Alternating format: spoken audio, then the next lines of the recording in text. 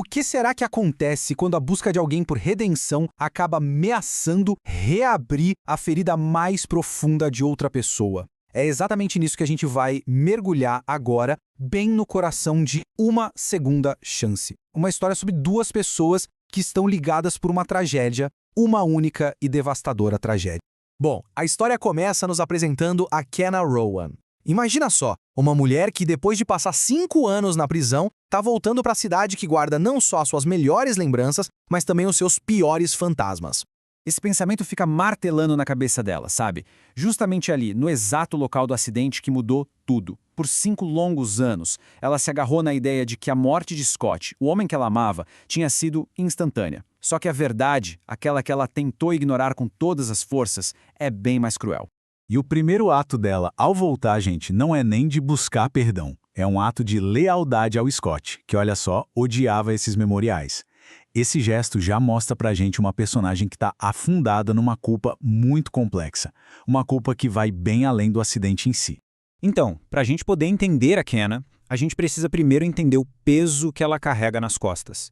É um fardo que literalmente moldou cada pedacinho da vida dela. A vida dela foi assim, irrevogavelmente partida em 3 atos. O acidente trágico, os 5 anos de penitência na prisão e agora esse retorno cheio de incertezas. Cada passo que ela dá hoje é uma sombra que vem direto desse passado. E é aqui que a gente vê a verdadeira natureza da punição dela. Quer dizer, o sistema legal a condenou por homicídio culposo, certo? Mas o tormento pessoal dela, esse é muito mais profundo. Não é nem o acidente que a consome, mas o que ela não fez. A culpa de ter fugido, de não ter pedido ajuda.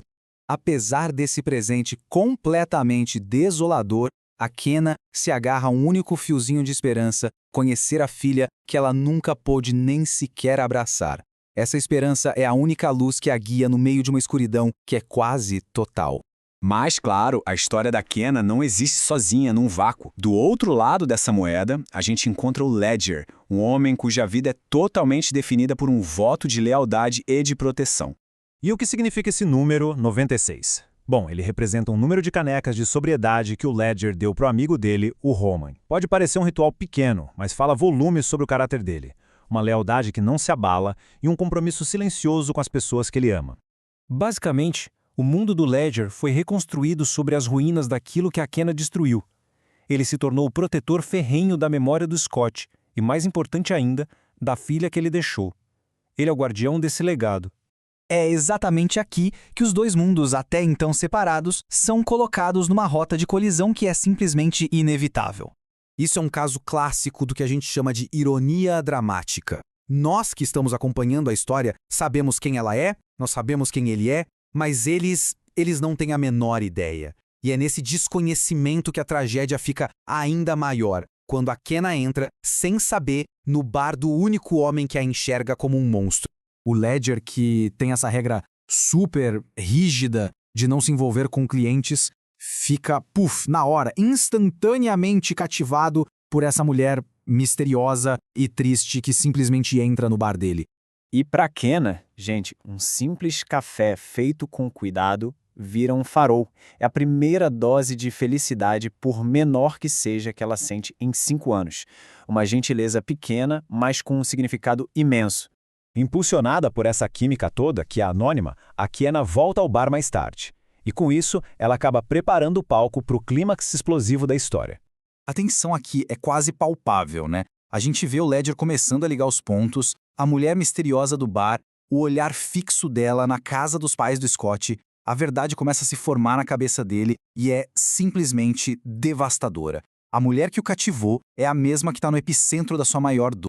Nesse momento, toda aquela atração intensa da noite anterior se transforma em repulsa, em traição, em pura raiva. A conexão que eles sentiram se estilhaça por completo. E essa revelação, claro, cria uma barreira que parece intransponível entre a Kenna e a filha dela. E nesse momento, o Ledger deixa de ser só um homem para se tornar uma barreira física. Ele se posiciona literalmente entre a Kenna e a sua filha. Um guardião movido tanto pela dor quanto por uma lealdade feroz. O impasse é total, é impossível de resolver. De um lado, você tem o apelo de uma mãe desesperada por redenção. Do outro, o veredito de um protetor que está cumprindo uma promessa. As motivações dos dois são igualmente poderosas e absolutamente conflitantes. No final, a história nos deixa lidando com essa questão central, que é bem pesada e que destaca o custo profundo e doloroso de uma segunda chance. Parece que não existem respostas fáceis, só o peso de escolhas que são impossíveis.